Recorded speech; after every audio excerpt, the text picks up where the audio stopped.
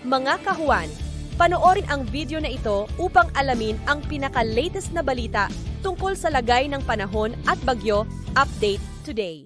Kaninang alas 3, yung low pressure area na minomonitor natin sa loob ng ating area of responsibility ay huling namataan sa laing 275 kilometers kanluran ng Coron, Palawan. Nananatili pong mababa yung tsansa nito na maging bagyo at nakita din po natin na yung movement nito ay pakanluran or palayo dito sa ating kalupaan. But for today, magdudulot pa rin po ito ng mga pag-ulan dito sa area ng Kalayaan Islands. Kaya patuloy pa rin pag-iingat para sa ating mga kababayan dyan. And ito pong LPA na ito ay nakapaloob din sa Intertropical Convergence Zone or ITCZ na nakakaapekto pa rin sa Southern Luzon, Visayas at Mindanao. Kung saan kung ikukumpara po ng mga nakaraang araw, less na po yung mga pag-ulan na mararanasan natin na dulot ng ITCZ dito sa malaking bahagi ng Southern Luzon, Visayas at Mindanao. Ngunit meron pa rin pong posibilidad ng mga isolated na mga pag-ulan, pagkidlat at pagkulog. Kaya naman pag-iingat pa rin para sa ating mga kababayan sa posibilidad ng mga pagbaha at pagguho ng lupa. Samantala, yung northeast monsoon o amihan naman ay nakakaapekto pa rin sa extreme northern Luzon at magdadala pa rin po ito ng mga may hinang pag-ulan or pag-ambon sa area ng Batanes. And bukod po dito sa mga weather systems na ito, yung low pressure area na minomonitor natin sa labas ng ating area of responsibility, kaninang alas 2 ng umaga ay isa na pong ganap na tropical depression. Huli itong namataan sa layong 1,430 kilometers silangan ng northeast Eastern Mindanao. Taglay po nito yung lakas ng hangin na 45 kilometers per hour malapit sa sentro at bugso ng hangin na umaabot sa 55 kilometers per hour. Ito po'y kumikilos pakanluran sa bilis na 15 kilometers per hour and sa kasalukuyan po ay wala pa itong epekto sa anumang bahagi ng ating bansa. So for today po at bukas or ngayong undas, ina-expect po natin most of the country makakaranas pa rin po ng less na mga pag-ulan, maliban na lamang nga po dun sa mga isolated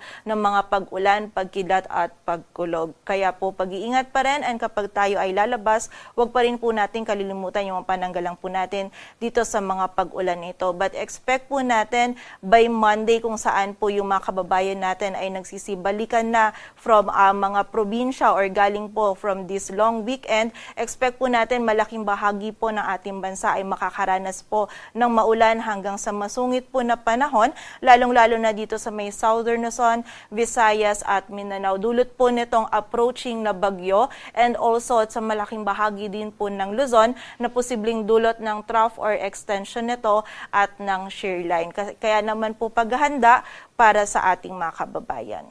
At para nga po dito sa latest forecast track analysis ng minomonitor natin na bagyo sa labas ng ating area of responsibility, generally, ngayon po ay kumikilos ito pa west-northwestward at posible po itong pumasok sa loob ng ating area of responsibility bukas ng umaga or ng hapon. Kapag po ito ay nasa loob ng PAR, ang papangalan po natin dito ay Tino. And nakikita po natin generally, pag nasa loob ito ng PAR ay kikilos naman ito pakanluran, patungo po dito sa may silangan ng Visayas at Mindanao. Ang possible landfall po natin ay over sa Eastern Visayas or Caraga area by Tuesday morning. Ngunit kapag po nagkaroon ng pagbilis sa pagkilos itong bagyo nito, posible pong by Monday evening ay maglandfall na po ito dito sa mga areas na ito. And between Tuesday and Wednesday naman, nakikita natin na tatawirin nito itong Visayas and Mimaropa area.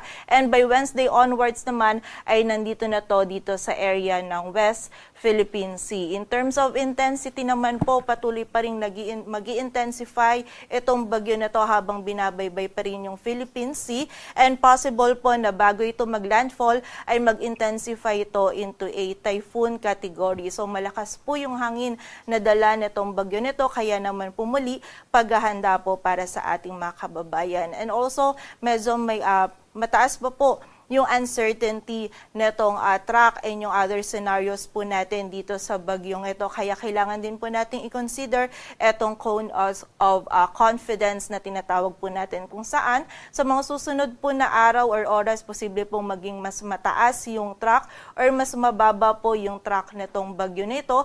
Kaya naman po patuloy pa rin mag-antabay sa updates na ipapalabas ng Pag-asa.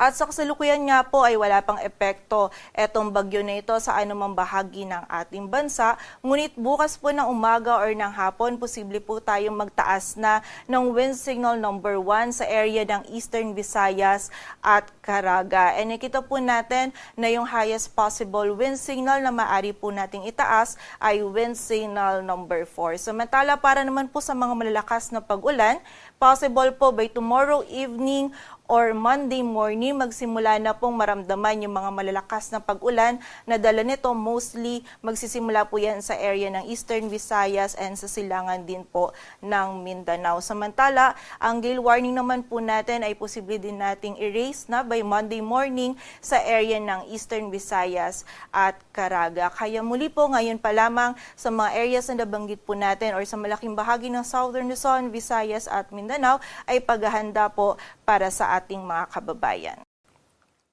Sa kasalukuyan po, wala tayong nakataas na gale warning, ngunit iba yung pag-iingat pa rin para sa ating mga kababayan na maglalayag dito sa may northern seaboards ng ating bansa, maging dito din po sa may eastern seaboard ng northern at central Luzon, kung saan po magiging katamtaman hanggang sa maalon yung lagay ng ating karagatan.